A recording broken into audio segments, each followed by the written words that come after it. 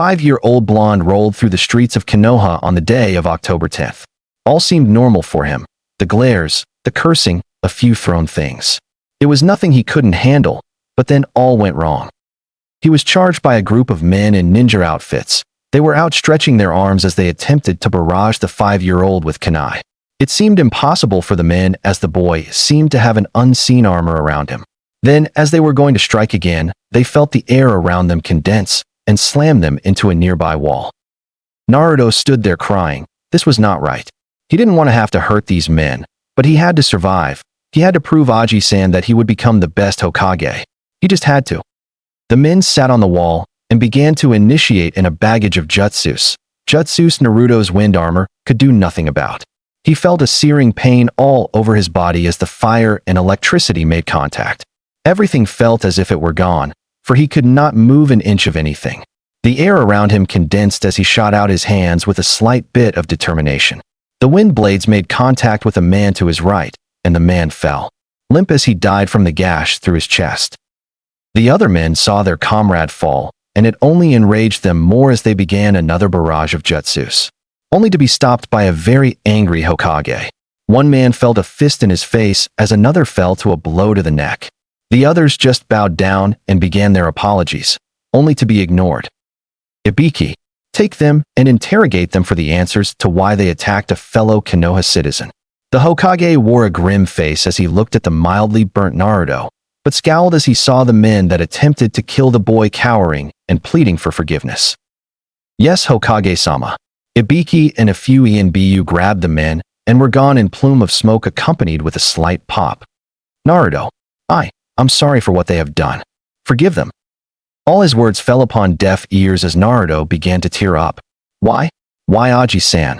Why me? Always me. Naruto tore away from the man's grasp as he ran down a street to his rundown apartment. The Hokage was on the verge of tears. Naruto-kun, forgive me. I am not who I used to be. I can't even keep a promise to your father. I am not fit to watch over you. The aged man turned on his heel and made towards his office. He had things to do now. He had a promise to keep. As Naruto ran through the streets, he ran upon an empty ally. He ran into the dark straightaway only to trip upon a discarded book. He looked down to see the ragged book and on the title it read, Poems of the Heart. He fidgeted as he pushed himself up to grab the book. He held it in his arms as he once again ran towards his apartment.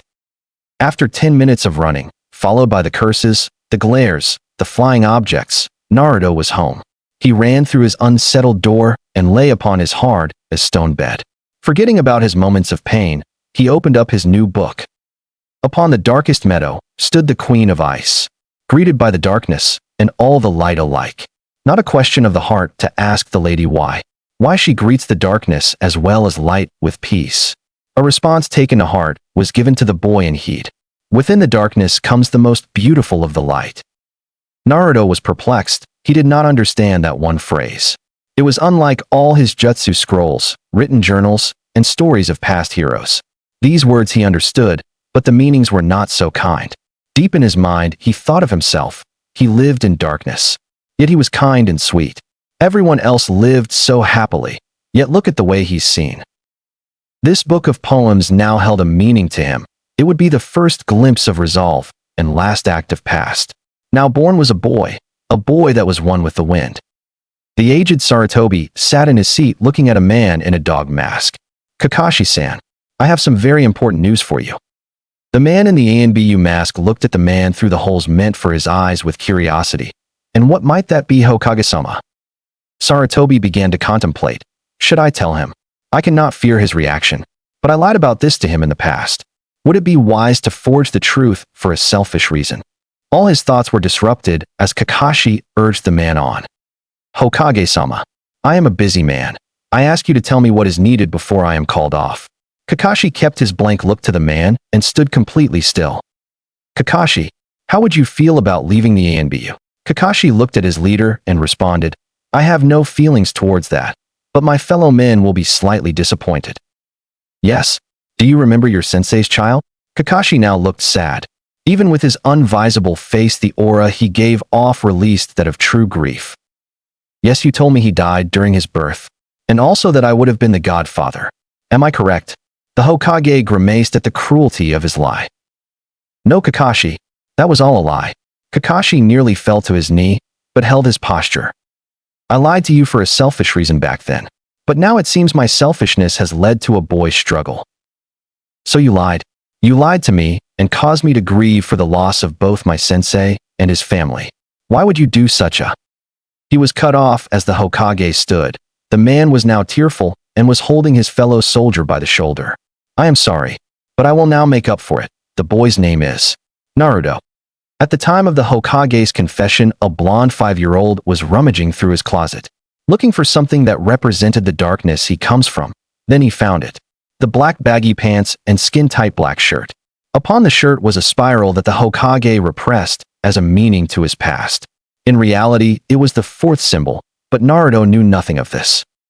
He threw down his disgusting orange jumpsuit and began to dress into his new clothes.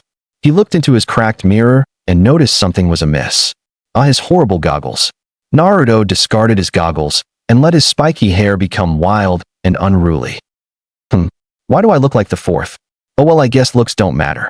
Naruto began to notice the sun's departure as he lied back down in his bed to think of his future and what life would be like. He was torn from his musing as there was a knock at the door. He went throughout his cramped hallway to the fallen door and looked at the man in the mask. What can I do for you, ANBU-san? Naruto didn't know why an ANBU member stood at the base of his door, but the man was here and it meant something. Naruto was taken aback when the man pulled the boy into a soft hug. He could do nothing as the man created a warmth in Naruto's heart, and Naruto nearly cried, but was stopped as the man let go. Naruto, follow me. Naruto grabbed onto the man's arm and felt a tingling sensation pass through him as he appeared before his Aji-san. Hi Aji-san. The Sandame saw that the boy wasn't his usual happy-go-lucky self. And the clothes, they looked decent. Then he remembered giving them to Naruto a year back. Naruto-kun, I have something extremely important to tell you, but I need to check you first. Ahmed Nin came into the room and searched for anything wrong with the 5-year-old boy. Hokage-sama. It seems that the boy is fine. No burns, scratches, internal bleeding. All is fine. The old man brightened up at this. The QB did its job well. Yes. Okay, then you're dismissed. The med left, and Kakashi stepped forward. Hokage-sama, I need to leave now to finish my task. Yes. Sarutobi nodded and dismissed the would-be EXANBU captain. So Aji-san, what did you need to tell me? Naruto saw the once grinning face turn into one of regret and shame. Naruto, He took a minute to gather his strength. Naruto, this is important for you. Do you know who your father was, Naruto? Or your mother for that fact? Naruto seemed sad as he uttered the word no. Then I guess this is where you learn about some of your past. 5 years ago, the greatest demon Kyuubi no Yuko attacked Konoha. And with that attack, led to the downfall of the greatest man to walk the earth of Konoha. The fourth Hokage was brave and defeated the demon at the cost of his life. But with the death of the great man came the death of your father Naruto. Naruto looked utterly confused. Wah. You're saying that the fourth was my father? Sarutobi stayed silent for a moment, then continued. Yes. And on that day came the end of the Kazama family. Your mother died shortly after your birth. She was the greatest woman I have ever met, putting herself before every other. As she lay dying, she would not leave without first ceasing the painful crying of her son. You Naruto are the last of your clan, and with it you hold the greatest Jujutsu in history, the Namanai Monako. Insignificant eye. It is also amusing because now you hold 2 bloodlines by blood. You also hold the Sharingan. What? Naruto was now crying. By the mentioning of the Sharingan, he came to the conclusion that his mother was an Uchiha, and that he still had family left. You may be related to the Uchiha, but it would be best if you did not associate with them. They are not the best people in the world, and they seem to be plotting something. So just disregard that part. Naruto was thinking of something. What are their names? Whose? Your parents. Naruto nodded. Kazama Erasure and Hyoko Uchiha. The aged Hokage was now crying, thinking of all the times he spent with the peaceful couple or not so peaceful. All of it comes down to the time when Erasure came home, nearly dead. Yes, memories. Flashback. He continued his devastating trek to his home, where he would see his wife again. Probably one of his few motivations nowadays. The blonde Hokage walked through the quaking forest as he saw IW and Een drop form the trees and stand before him. The man who stood before him looked normal. But Erishur learned a lesson in the past that he would never forget. There's more than meets the eye. The man wore a tight brown shirt that reached halfway down his forearm, and that was the length of a normal shirt. His pants were black and baggy, and they had many holes to hold his weapons in. Crap.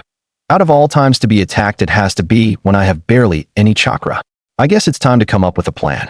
Erishur stared down his opponent, then heard the man speak. You are the fourth Hokage of Konoha. Your name is Erishur Kazama. It is an honor to fight such an honorable man. My name is Tukaneso Mitoro. I guess it would be a good match. It's too bad I'm already near death, huh? He stared at the man before him, and was surprised when he saw the man turn away. Erishur, I would find it completely disrespectful to fight you when you are not at your fullest. So until we meet again. Nay, goodbye for now.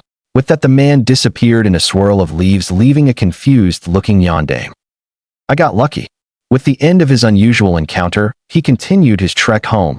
About an hour of limping later, the man fell before the gates of Konoha. It was a scene when the man was awoken from a punch on the head, compliments from his newly wedded wife. Kazama Arashi. How dare you leave me worrying like that? The next time you pull a stunt like that again, you'll be sleeping on the couch. The blonde man was begging to issue his pouting phase, and his wife eagerly jumped on him. Kawaii. Ha ha ha, and she's supposed to be the strongest kunoichi here. Snicker girls fall for the charm much too easily. I'm sorry, hon, but can you please get me to the hospital ASAP? It was then that his dark-haired wife saw his state.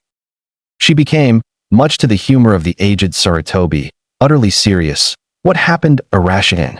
He smiled and tried to think of a fake story but found none. Well, you know, when you told me not to infiltrate Kawasabi, border town near Iwa, by myself. Well, I kinda did that, and well, yeah, I was outnumbered, so to say, and he was abruptly cut off when Hyoko's fist connected to his head, and he fell unconscious. She picked up her blonde husband on her shoulders and waved to the amused Sarutobi, who watched as she escorted her husband ever so kindly to the hospital, where he would be put through some extra painful tests just to make sure his health was in perfect condition. Fate was cruel, was it not? The aged Hokage wanted to burst into tears right then and there, but not here in front of this boy. This boy who held a great future, a boy who had the most respectable attitude one could get. Never give up, never let down. It was truly inspirational to the old man. A boy who loses all in his life holds the most optimism he's ever seen. Yes, fate was definitely cruel. No one deserves this. No one. He was brought out of his thoughts when he felt a tug at his side. Aji-san, why are you telling me all of this? Naruto-kun, this is of great importance because it pertains to your new family member. As he uttered the word family, he saw Naruto become a bit more relieved. Family. The Hokage saw the smile go into a bit of a frown. Aji-san, will this family be there for me like all the other kids' family? The old man bit down a frown. A life of a child should hold some of the greatest memories. Happiness, having fun, meeting new people, being loved, cared for, and watched over by a family. By a friend. I am sorry, Naruto. I have failed you and your family, but I will repent. Yes, I shall repent, and make up for it all. Yes, Naruto, you shall be. He was cut off as Naruto looked down. Loved? So much pain brought forth with the word uttered by Naruto. You could almost feel his pain, as if it were your own. The coldness and utter venom in the word to Naruto seemed his last hope. Would he be cared for, or just be hated like what his life was already like? The Hokage could say nothing. He saw the sadness. He saw the pain. The wisdom of the two words were held by a boy no older than 5, and that should not be possible. But it was. It was. As if on perfect time a man poofed into existence by the Hokage. Hatake Kakashi, for once seemed to be useful on his late timing. Naruto looked at the half-masked man with interest. He noticed the man's A and BU uniform was disposed of, and in its place was standard jounin wear. Kakashi, you made it just in time. Naruto, this is your new guardian. His name is... Once again caught off as Naruto spoke a word neither was expecting, Tusan. Naruto jumped at Kakashi and hugged the man with every bit of strength his little body withheld, and it caused Kakashi to nearly trip over his surprise and disbelief. I guess that also works. Well, you two should go off and learn more of each other. With that, the professor waved the two off. In a silent poof, Kakashi and Naruto were gone from the office of the admirable old man. Huh. I wonder how those two are going to do. On the head of the greatest man to step forth on heaven and earth. Oh, how weird this was for Kakashi, being called dad by his sensei's only son. I wonder what sensei would think of this scene. Would he be surprised, disappointed, angry, happy, hell for once Styock? Tusan, where do you live? Kakashi looked at the hyper-blonde and smiled. Correction. Where do we live? No way. We're going to be living together. Ho. Naruto was brought out of his hyper-active jumping when he felt himself slipping. When he opened his eyes, he saw himself falling extremely fast towards his inevitable doom of the ground. He blinked and saw that the ground was getting farther and farther away, and when he looked up, he saw his Tusan walking up his father's face with no hands. When they reached the top, Naruto got scolded. Naruto, try not to be so hyper. It will get you in trouble, and as you can see, it can be a cause of your death someday. He saw Naruto frown. Oh, don't be sad about it now. We'll work on your control. Naruto was brought out of his pout when he thought of something. Tusan, how did you walk up the wall like that? Kakashi looked dazed. Oh, thinking of ninja things now are we. I will teach you how to do all these things if you want me to, you know. You just gotta ask. For the rest of the day, or more like a few hours, the two talked of their past. And of course Naruto talked about his dream of becoming the greatest ninja ever. Kakashi came up with a plan to start the boys' training soon. Oh, so very soon. One thing caught Kakashi's attention about Naruto immediately: his control over wind. It's like a second nature to the boy. And then he saw that sometimes moisture in the air and the wood in the area would condense when the boy would near. Then on the way to Kakashi's apartment, he noticed that Naruto would be completely intent when he saw fire. What was surprising was when Naruto walked by a torch on a wall by an alley. The fire seemed as if to be possessed by the boy. Did this boy control such an affinity with these elements? Who exactly was Kazama Naruto? A damn-born legend was the only thing Kakashi could come up with. Naruto stood by his father, taking in the scene of the training ground before him. It had been a week since he had moved in with Kakashi, and the man was already up to par with the title of complete father to Naruto. The boy already considered him family, and in a week's time of getting to know the man, he had found out what he had given up just to be with Naruto. Kakashi had given up his title of ANBU captain just to watch the boy, and had been taken off the active duty list till Naruto learned how to care for himself properly enough to stay at home by himself. Naruto appreciated it all enormous and was happy, but something seemed to be missing during his 1 week stay, and until this day, he didn't know what. The glares, the names, the flying objects, they were all gone when he was with Kakashi, and he just seemed so happy about it that he felt he needed nothing else from his Tusan. But Kakashi thought otherwise. They stood before the training ground to start Naruto's extreme training, which consisted of over 6 months' worth of taijutsu and chakra control exercises. To him, this would be an accomplished feat with a 5-year-old with a completely perfect chakra control, and then with the awesome muscles the kid would have. Yes, he would be a proud father when his son became the world's best ninja, bwahaha. Ahaha. Then comes the conquering of Ica Paradise through my son. Who shall be the best womanizer ever? Yes. Kakashi was brought out from his thoughts when he felt a tap at his leg. Tusan, can we start? Ah yes. But first you must learn something that's so important to this training schedule that without it you would fail my expectations. So Naruto, are you ready to learn this move? Kakashi knew of the boy's above-average chakra reserves, so this would be absolutely perfect. Kage Bunshin was definitely a plus for Naruto. The blonde boy smiled and nodded. His first lesson throughout the week was one that he learned to use efficiently, self-control. So now the boy stood there a bit anxious and saw Kakashi phase through some odd seals and stop on a cross one. Then out of nowhere appeared another Kakashi. Naruto nearly fainted, but caught himself as he thought of the reason for this. This Naruto is a Kage Bunshin and will be a major role in your training. So here, watch these hand seals. Then he saw the boy look confused at the mention of hand seals. Oh, sorry there, Naruto. I forgot you don't know what those are. Well, I'll explain the basics of a hand seal. A hand seal is a necessity of a ninja to concentrate on guiding its chakra to proper points in the body. Tusan, what's chakra? Kakashi nearly fell over but stopped when he remembered the kid was only 5. Consider it the physical and spiritual strength of the body. The physical from your flesh and bone, and the spiritual from your mind and soul. It's one of the most important aspects of a ninja, and is used to establish jutsu, like the one standing beside me. He saw Naruto nod. Wow, he actually understands. Okay, now that you know what chakra is, I'm going to explain hand seals once more. There are 12 basic hand seals to a ninja's arsenal: bird, monkey, horse, ram, tiger, boar, rat, hare, dragon, dog, ox, and serpent. They all pertain to different aspects of the chakra. As an example, the ram focuses your chakra to your leg area. He stopped to see if Naruto understood. Surprisingly, he did. Okay, now the Kage Bunshin relies on these: tiger and horse. He did the hand seals and saw Naruto nod and attempt to do the hand seals. Tusan, I think I need to practice working of seal speed and execution. Kakashi nodded and watched as Naruto began to execute seals on a low speed. Then the most amazing thing happened. Naruto did the seals at a speed he couldn't see. Genius. How was that, Tusan? Kakashi came out of his daze. Nah. Naruto, that was perfect. Whoa, okay. Now I want you to do the two seals I showed you. Tiger and horse. Naruto did as he was told, and he felt a warm feeling throughout his body. Then pop. There were 10 replicas of Naruto surrounding the boy.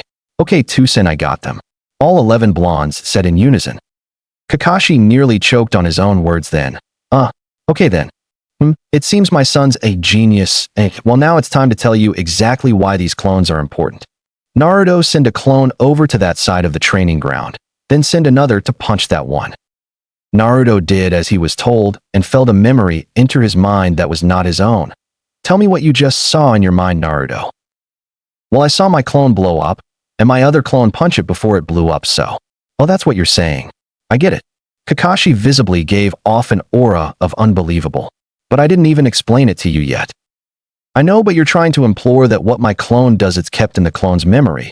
Then when it's poofed, I get its memory. Right. Kakashi stared at the boy. This is easier than I thought. Oh, I mean, you're partially right, but you're missing one thing.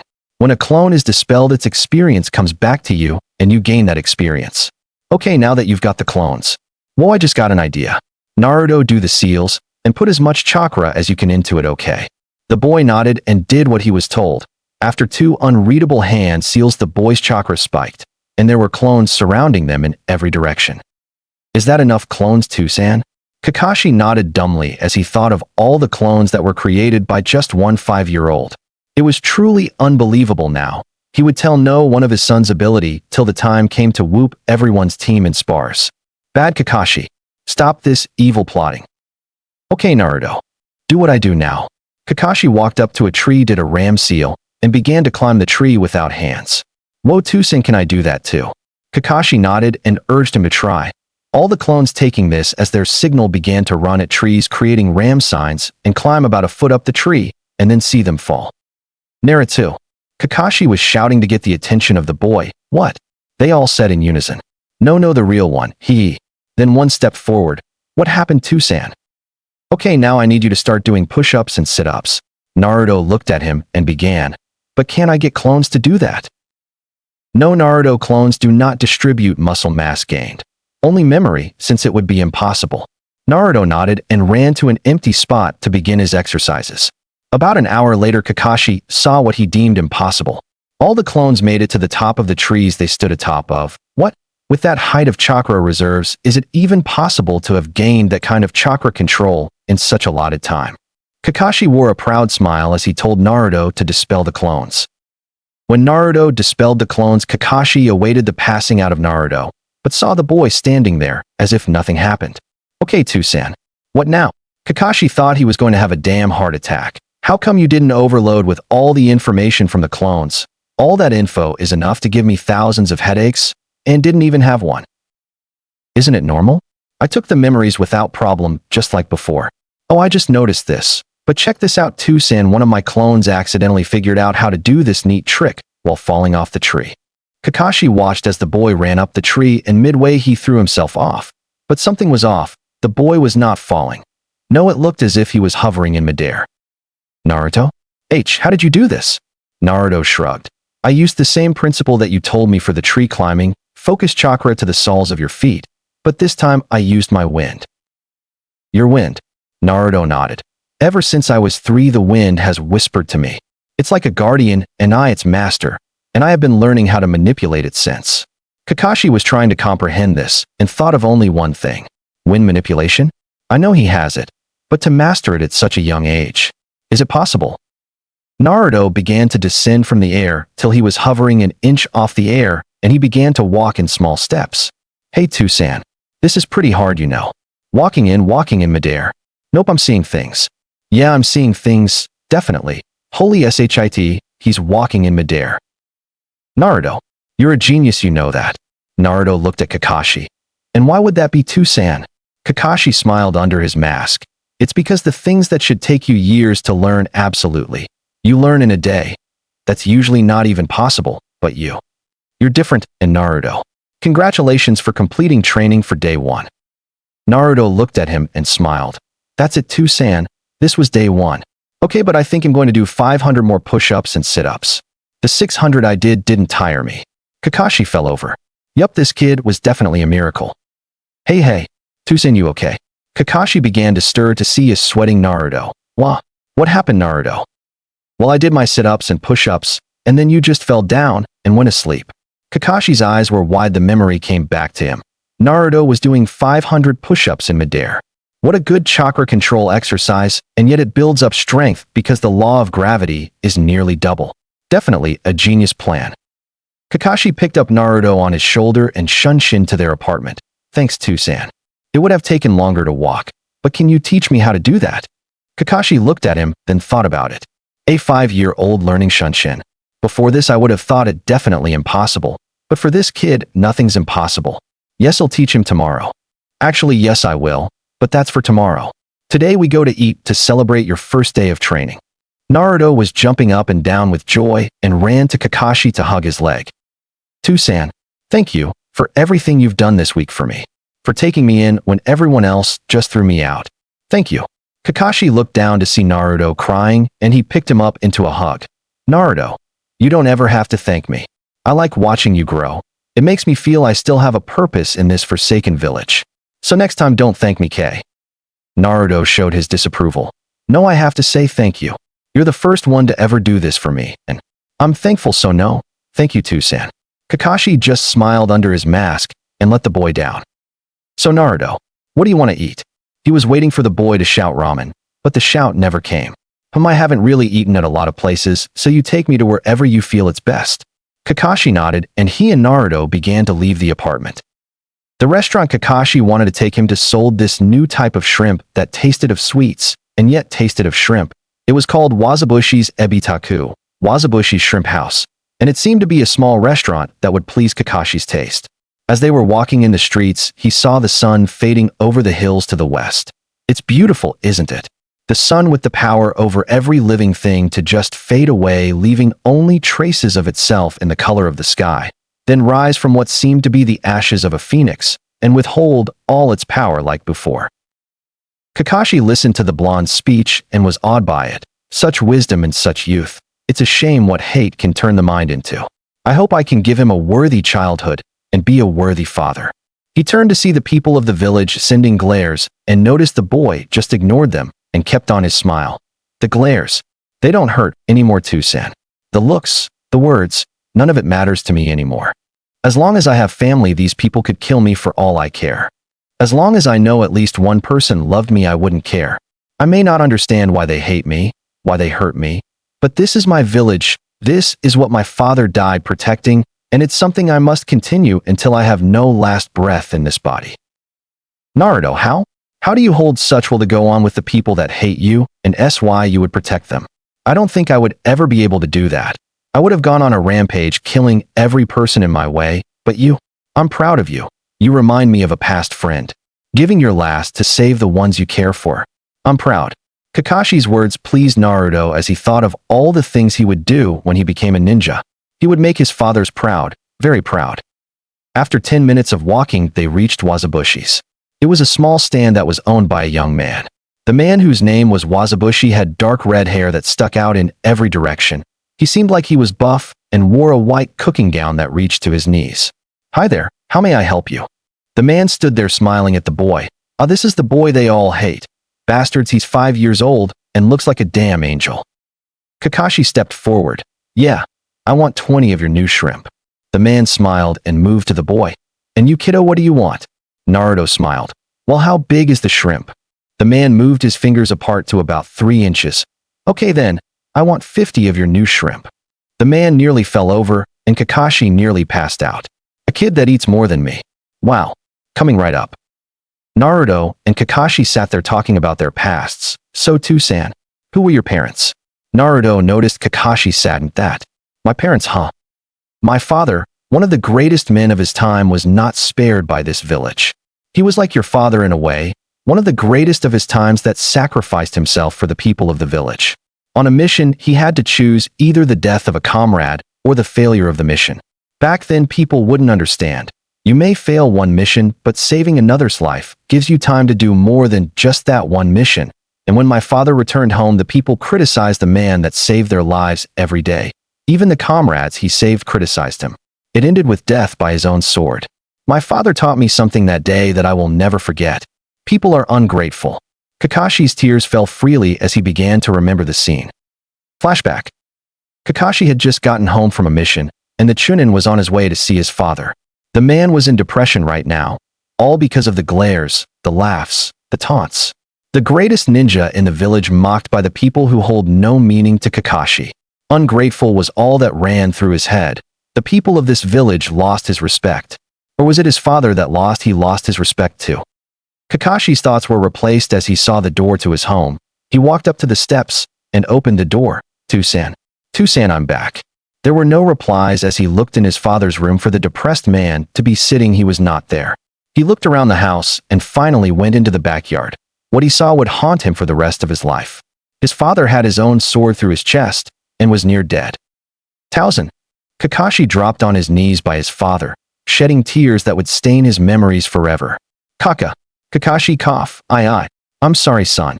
I failed you. I love, cough. His father's last words would not come as the man gave his final breath and died. Kakashi knelt down and cried over his father's body. The only family he had left was now dead, and he was alone. End flashback. Wazabushi walked up to the two, Konoha's great white fawn. My father told me about him once. Said that man was the start of the new way of the ninja. He created the system that made us what we are today, am I right? Kakashi looked at the man and smiled. Then Naruto, I became something I shouldn't have. I became what my father forbade, even through death. A man who would abandon comrades at the expense of a mission. And on that day, I lost the greatest friend I ever had. Maybe someday I'll share the story with you. But right now, let's eat. They ate in silence for a while. Then they began to talk about anything they could think of. Then 20 minutes later, they were off to their home, leaving for another day to begin. 6 months later. A good workout, and eat too-san? Kakashi stood there panting. Damn it, Naruto. You just don't want to hold back on me, do you? Naruto began to laugh and walked away. These 6 months passed so fast for Kakashi, teaching the boy taijutsu and watching as Naruto used his elemental manipulations to increase everything he did. First the damn wind, then the fire, then water, then ice, then wood. How the hell did he get wood? Yes, let's see. Then there was earth, and then the last thing he got was thunder manipulation. This kid will be the end of me someday. He was smiling under his mask. So Naruto, how does it feel to know how to manipulate almost every type of element? Naruto smiled. It's not so great having to learn how to separate them when needed, you know. For once these things are troublesome, but hey, it's all worth it in the end. The blonde kid had many elements, but mastered them all as soon as he learned how to. After learning how to manipulate chakra, control became a piece of cake to him. This boy was a natural-born genius to Kakashi, and there aren't too many people who can impress Kakashi. Yeah. Well, this is the end of the first 6 months of our training, and I have to say, you did excellent and passed with flying colors. Tomorrow we start part 2 of your training. Something I'm not very good at, creating your very own original jutsus. At the sound of original, Naruto began jumping up and down. Wow, are you serious? What are we waiting for? We can start right now, Too-san. Kakashi smiled. A boy this enthusiastic and willing are hard to come by.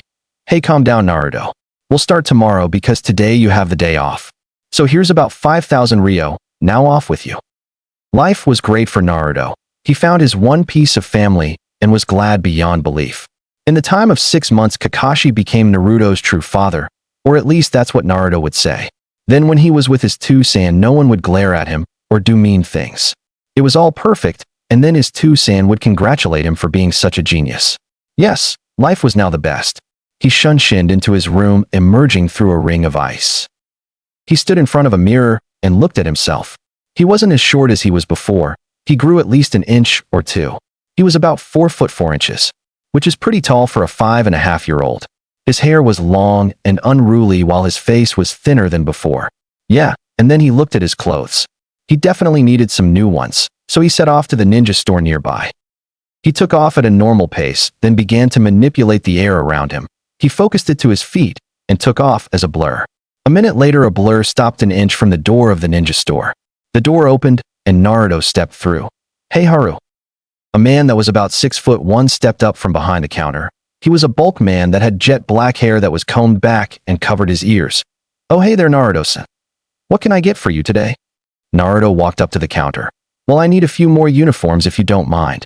It looked pretty weird for a 6-year-old kid to just walk into a ninja store and request A and BU-looking uniforms, but when people saw who it was, they understood immediately. They now considered him the son of Hokage Kakashi, the copycat nin, so no one would ever even try to mess with the blonde in fear of what the father would do.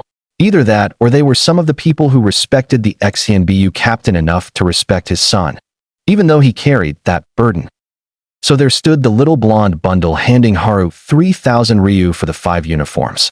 "Hey, thanks, Haru. Well, see you later, bye." The boy disappeared in a ring of ice and appeared in front of Wazabushi's and sat in a stool. "Hey, Naruto." Naruto waved in acknowledgement. "Hey, Tetsu. How have you been this week?" "Fine, just been keeping up the shop. I just got in this new type of shrimp from Water Country." Naruto's smile brightened as he listened to the man's words of new shrimp. "Really? Then I'll have 20 of those and 10 of the passion shrimp." Tetsu laughed. "You know you're lucky I like you, because if you were someone else you'd have to wait till it came out on the menu, but it's coming right up." 10 minutes passed when Tetsu came back with Naruto's shrimp, but he noticed then that Naruto wasn't alone. No, the boy was conversing with a blonde girl who looked to be his age. He got closer to see what they were saying. "Is a ninja too." "Mine is too. He was in ENBU till he adopted me when I was 5. The blonde girl looked up at his eyes. "You're adopted? Who are your real parents then, Naruto?" Naruto's face faltered and he held back tears. "Well, they both died when I was born. But they died being heroes to this country, and I'm proud of it." The blonde 5-year-old by Naruto hugged him. "That's so sad, Naruto-kun." Naruto-kun. "Oh, that's new." Just then Tetsu appeared and handed Naruto his shrimp. "There it is, Naruto. Tell me what you think, alright?" Naruto smiled. "Right. Ino-chan want to try this new shrimp with me?" The blonde girl clapped her hands and nodded. "Is it that new flavor that the old man here was talking about earlier?" Naruto nodded and moved the tray between the two of them. Tetsu watched as he moved back to the grill. He smiled when the two happily munched on his new creation. Lover's shrimp. That's definitely what he would call it now. After Naruto and Ino finished up all the shrimp, Naruto called for Tetsu. "Hey, Tetsu. The fish was great, and Ino-chan agrees with me too." Tetsu walked up to the two. "Really now? Then it's perfect. It'll be on the menu by tomorrow." "So how much is the bill?" Tetsu waved his hand. No, Naruto. This one was on the house." He turned away and didn't see Naruto place around 1,000 Ryu on the counter and walk off with Ino. "Why did you still leave money, even though it was on the house, Naruto?" Naruto looked at the blue-eyed blonde and shrugged. "Tetsu too good of a man for me to take and not give back." Speaking of Tetsu, the man stared at the 1,000 Ryu and smiled. "That boy's just too good to be true. A great man he will be someday." "So where do you live, Ino?" Ino looked at him and smiled. "Right by our flower shop. I'm going to be in so much trouble for leaving the house when I get back." Then I'll walk you." Ino smiled. "You're too nice, Naruto-kun." Naruto smiled as she grabbed a hold of his arm and guided him along the way. 5 minutes later, they arrived at Ino's, and he walked her into the flower shop to see an angry Ino's mom. "Ino, where the hell were?" She shut up when she saw Naruto standing by her. Inoheim. "Hi, it's nice to meet you. My name is Hokage Naruto." "Hokage. So the rumor of Kakashi adopting the container." She put on a smile. "Oh. Sorry about that. Well, my name's Hitsumi Yamanaka, Ino's mom." She kept up her smile and urged the boy forward. "Thank you, Naruto, for bringing my sweet Inoheim home safe. I hate it when she leaves. She's only 5 and something could happen to her. Naruto waved it off. Oh, it was nothing. It was fun being around Ino anyway. Well, by Hitsumi-chan. By Ino. He walked to the blonde and hugged her. Hitsumi smiled as her daughter hugged him back. By Naruto. Right when Naruto went out the front door, Hitsumi turned to her daughter. Ino was expecting the outburst, but when none came she looked up. So, Inoheim. Naruto-kun, huh? Ino glared at her mom. Yes, so. He's still not like my Sasuke-kun, but he's fine. The Uchiha. Don't like them much, they're too stuck up. Hitsumi smirked and looked at her daughter. Sure, fine, whatever you say. Then she walked away. Naruto was already home with Kakashi. He really loved Shunshin. Tusan. I'm home already. Kakashi appeared in the living room. Naruto-kun, you're home already. Well, I suppose you should get some sleep, because tomorrow's going to be pretty rough. Naruto looked at the masked Jounin and smiled. Yeah. You're right, I guess I'm gonna hit the hay, night Tusan. Naruto went to his medium-sized room and lay in his bed. I like her already. With that last thought, Naruto was asleep. The next morning, Naruto awoke to see the rising sun. Today's the day that I create my own things, Tusan. Naruto looked out his window to see the fourth's face staring out blankly off the mountain. Such great people are only held in memory by written words or by architecture. Naruto sighed and stepped out of his room. Tausen, wake up! Kakashi arose from his bed and cursed under his breath. Every damn day at 5 in the effing morning. Yeah, I'm up. Damn. The last part said in a whisper as Naruto prepared 2 bowls of cereal for them. Kakashi dragged himself to the table as Naruto began his silent breakfast. So, Naruto, what's on your mind? Naruto looked at Kakashi and frowned a bit. I don't know. I feel really weird when I'm around this girl I met yesterday, and I don't know why. Kakashi spared a laugh as he looked at Naruto with his one U-shaped eye. Well, Naruto, it's one way of saying you're fond of the girl, or that you care maybe, but that's good, that's good. Kakashi was proud his son had already taken interest in girls. Whatever you say, Tusan. Well, hurry up so we can get our training started already. Kakashi smacked the boy along the back of his head. Patience, boy. God, patience. 30 minutes later, the two stood in the middle of training ground 59. Okay, Naruto. Hey, step 1 in creating your own jutsus. Damn boy will probably get it any way I explain it anyway. Visualize the effect you're trying to get. Relay what you think will create the effect. Think of the hand seals required to get the chakra to the proper points. And then use the guess and check routine I showed you before. Naruto chuckled. That's it. Pretty sad. But oh well, here goes nothing. Naruto stood still for a good 20 minutes, and he did all the mental steps. Then he began. He went through a series of unreadable hand signs, and there in his hand was a ball of madly spinning air. The Rasengan? What the fuck? Yeah. I did it, Tusan, I did it. Now what to call it? As Naruto was pondering, Kakashi was freaking out. There's no way. It's not possible, but it's right there in his hand. I got it. Rasengan, for spiraling sphere, Tusan. Kakashi nearly fainted. Hey, Naruto, by any chance did you see that move anywhere before? No. If I did, it wouldn't be original now, would it, Tusan? Kakashi laughed and fell over. Huh. No way, because that's one of your father's most prized techniques, with the actual name, the Rasengan. Naruto clearly fainted and left a highly amused Kakashi standing before him. 4.5 years later. Naruto entered the full classroom and ignored the stares. Oh yeah, class, this is Naruto. He's going to be the new student here in the class. Naruto-kun, this is the class. For today, sit wherever you feel like. Naruto went off to sit in the back of the room with the silent Uchiha. The full way down the space between the desks, the girls slightly drooled at the sight of him, with his tight black short sleeve and his black ANBU pants. He looked so hot to all of them, but no, they must think of Sasuke Kun. When he actually sat by the Uchiha, Sasuke looked at him. Hey, I'm Naruto. Sasuke ignored him and just stared out the window. Hey, you know it's impolite to ignore people. Sasuke. The Uchiha looked at him. Shut up. You're not even worthy of talking to an Uchiha. That was one of the worst things someone could say to Naruto. Did you just say not worthy? Not worthy? Want me to kick your ass right now for disrespecting me? Naruto hated when people considered themselves better than others. I guess a friendly spar between the best in class and the new student could average you out, Naruto. So yes, that's what we'll do. Iruka watched the two walk out the door. Alright class, we're going to watch the spar, so everyone out. A girl with pink hair stood. What's the point, Iruka-sensei? We all know Sasuke-kun's going to win. Iruka smirked. This would be highly amusing. The class stood around the two boys. You know Sasuke? For acting like a bastard, I'm going to have to knock you down a peg or two. Sasuke smirked. Like a fool like you could even beat me. Naruto scowled. I won't even fight you. A clone could do it all by itself. With the words spoken, the class watched as the spar began. A clone poofed into their vision. A bunshin can't hurt someone physically?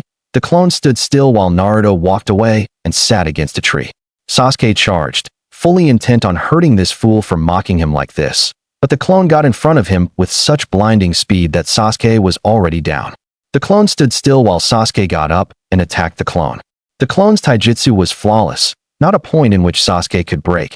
And even though the attacks were missing him sometimes, burns, shocks, cuts, anything that was off would still hurt him, he got fed up and began hand seals. A fire emerged from his mouth and went towards the clone. The clone twisted and put his hands in front of him as if guiding the fireball, and shot it right back at Sasuke. Sasuke didn't see that coming. Was that even possible? He didn't have time to think as the ball neared him. He jumped away only to see Naruto's clone holding a kunai to his throat. Match over. Sasuke. The Naruto by the tree stood up and walked back towards the class. Not even a damn challenge. As he continued, the clone popped, and in his mind, he saw Sasuke charging kunai drawn. He didn't like being attacked from behind, so he got pissed. He turned around and did a hand seal. Ninsho Megami. Burning Goddess. Sasuke felt himself burning. Then he noticed his clothes were on fire. Panicking, he began to roll on the dirt. But all of a sudden, he felt the fire lift and saw Naruto standing in front of his face. Ever attack from behind again, and it'll be worse. Naruto wins. Everyone was quiet. This new guy comes, and in about 2 minutes beats Sasuke, without even fighting him for real. Wow, who's this Naruto boy? The girls were too busy fawning over the fallen Uchiha, but the Uchiha didn't like it and told them to bug off. Ino was with the group, and Naruto felt kinda sad. The only girl I like turns out to like the guy I absolutely hate. What a coincidence. The class all went in, but Naruto left the clone in his place and disappeared in a flash of lightning. He stood atop the monument as he thought about how life at the academy would be, and then Tusan would be gone on missions for a while. Great, just great. It seemed like everything was out to get him, but he was better than that and wouldn't fall under pressure. Sometimes I hate even my own father for the burden I carry, but without me this village would be gone and the people I care for, never to be heard of. Yes, he knew. The damn Kyuubi no Yuko was sealed in him, and it wasn't the best thing in the world. He found out when he was fighting Kakashi a year back. The demon pulled him into his mind and burdened the 9-year-old with the truth. But Naruto didn't get mad or cry. He just moved on and told the Kyuubi to never bother him again. But that wouldn't happen, because when Naruto actually got the Sharingan a month after he was pulled in again, the Kyuubi congratulated him with a jutsu, but Naruto told the fox that he uses no one else's jutsus but his own. It was the truth. The boy just made up every jutsu he uses up to date. Kakashi told him it would be an advantage in a battle since no one knew what he would be doing. Then months later, after gaining his second level of the Sharingan, Naruto found a way to counter it, so that Kakashi couldn't copy his jutsus. Not that he could anyway, but still it's better safe than sorry. Kakashi feared almost all of Naruto's jutsu. They were beyond dangerous. They were horrible if he actually used them to kill you. The boy had an arsenal of over 70 original jutsu in just 4 years. He couldn't classify them since he didn't want to be the test subject. So instead, he just called them all S-class jutsus. Enough of the training. Relationships with others was something Naruto had. He had actually fallen head over heels for Ino, but she might as well be a lost cause now. Then that Hyuga. Hinata was it. Well, she wasn't the best, since she always fainted and all, but she was a good friend. There were these two guys he knew, Shikamaru and Choji. They were awesome. That fucking Uchiha was Naruto's only problem to date. He was always hurting people's feelings and putting them down. He smirked when he thought of what he did today, but still. As Naruto was atop the monument, the clone in his place was going through particular hell.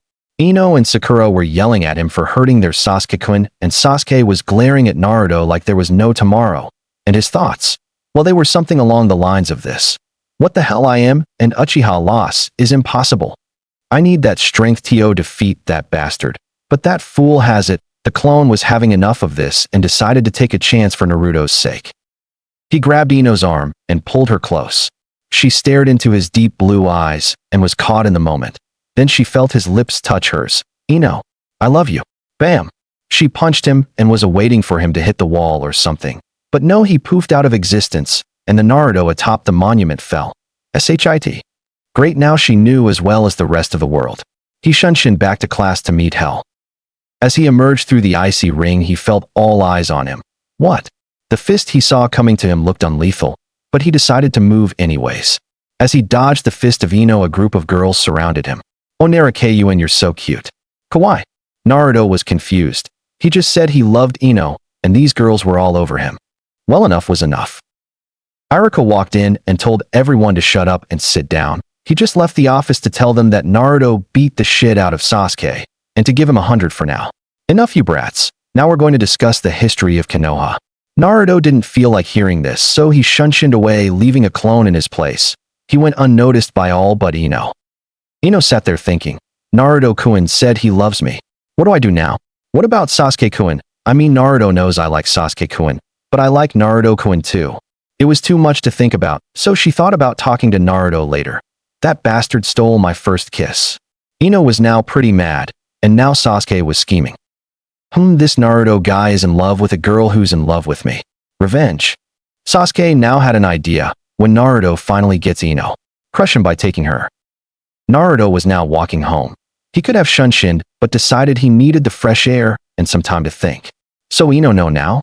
I wonder what she will do. Naruto began to think she would hate him now, and it made him sad. What was this feeling? Was it fear, love, hate, anything? He was too confused right now and just wanted to get away. He arrived at the apartment, and when he got in, he threw himself on the bed. He spent 10 minutes thinking of the day, and after too much thinking finally passed out. He awoke to a knock at the door. The blonde genius arose from the bed and arrived at the door. He opened it without a care, and what he got?